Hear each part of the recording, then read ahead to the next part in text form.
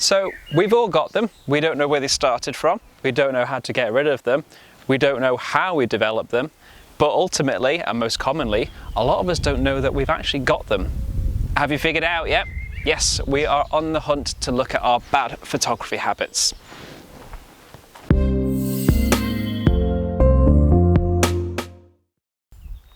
So this is going to be a bit of a bitter and hard pill to swallow, because a lot of us don't know that we've got the bad habits that we do.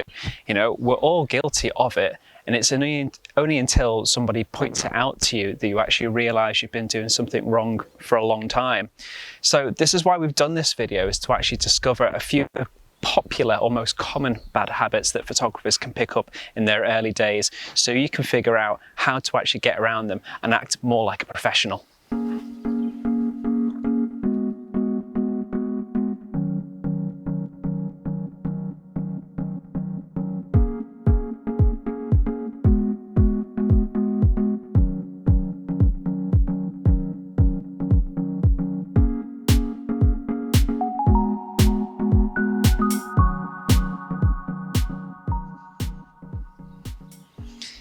So how are bad habits formed in photography? It's hard to say really, because it changes from one to another, but generally the most popular way is from what we call copycatting. So especially if you're starting off new in the industry and you're learning off friends or videos, and you just happen to pick up a habit that somebody else does and you think that's the right way, that's probably the most common format of learning, we would say.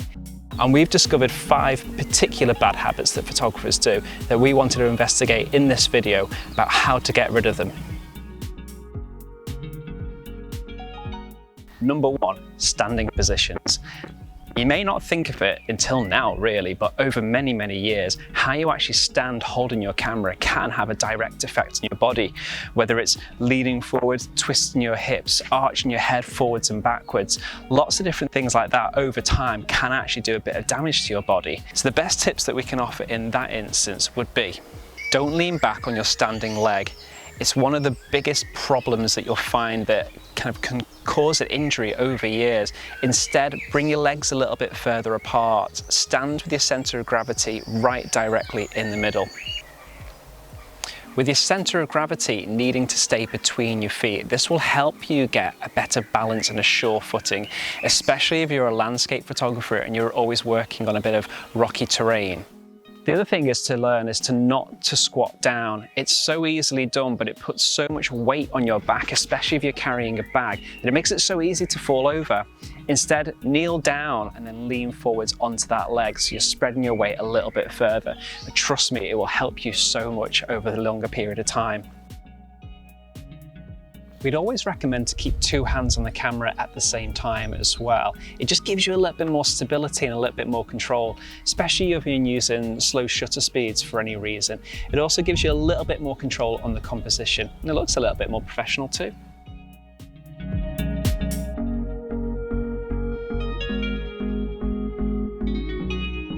Now, spraying and praying is also referred to as the Hail Mary of new photographers. And what we mean by that is that it's effectively a common bad habit that a lot of new photographers get into, of taking tons and tons and tons and tons of pictures of the same scene, just to make sure that they've got that shot. Now, that comes with experience over time. The more you know your camera, the more you know your settings, you can reduce that 10 or 15 shot burst that you're taking every time down to maybe 1 or 3 or something like that. If you want to nail it first time, then hit the link in the description. We've got all the information that you need there to sign up to our brilliant training courses, and I promise you, it'll make your editing, your workflow so much easier if you understand your camera and just don't rely on the camera itself.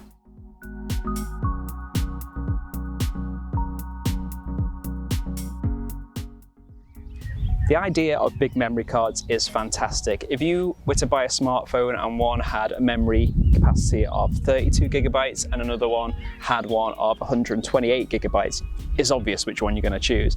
But the same doesn't apply to photography, and here's why.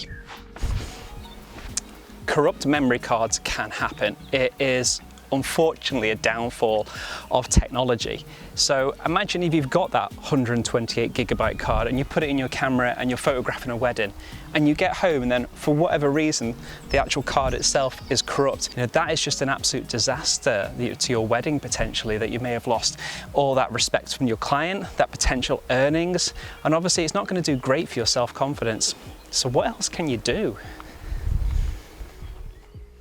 So the best advice that we could offer is, instead of having that one giant memory card in case it fails, is to have a few but make them smaller. So there's nothing wrong with having 32 or 16GB cards, but buy a few of them. It will really make a difference in the long run. The price is not really going to be that much difference, but the actual results of your images and the fact that you won't actually maybe lose as many images is the one thing, the overriding factor that will make it so much better for you and get out of that bad habit. Because as we say, if something happened to that memory card at one point and it got corrupted and you lost all your images, it's a nightmare. But if you're shooting a wedding again, for example, using 3 or 4 cards and only one of them fails, again, you're only going to lose a portion of that wedding, but you've still got the hope of a lot more. So to summarize, really, the best thing that we could say is swap your memory cards out regularly. Don't be afraid to throw cards away that are acting faulty or ones that you've had for a couple of years. You don't want to accidentally find out that they are faulty just when you need them. And then back your photographs up too to your computer, external hard drives as well. They can be even maybe just as unreliable as memory cards. So it's always good to have a couple of backups of your photographs.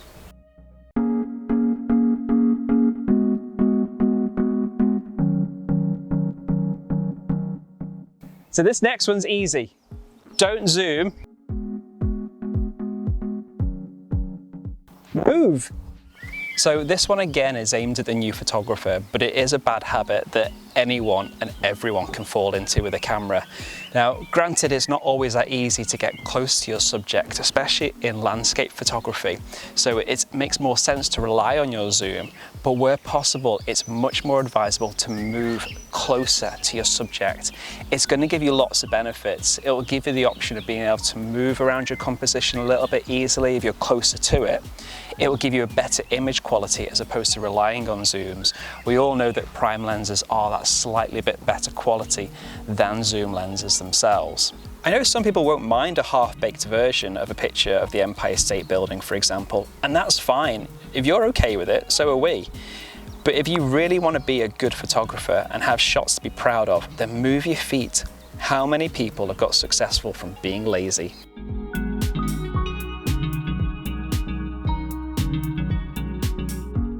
So this last bad habit transcends through life, but I'm pretty sure it applies to photography as well.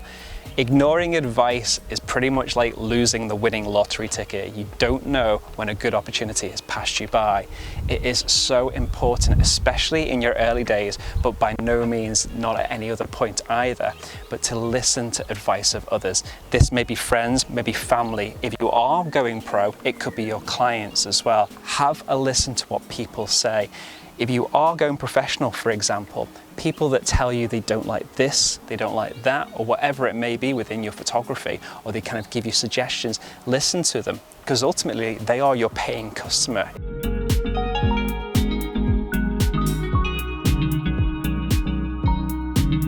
So it may have seemed like a little bit of tough love, but we've got to tell you the truth.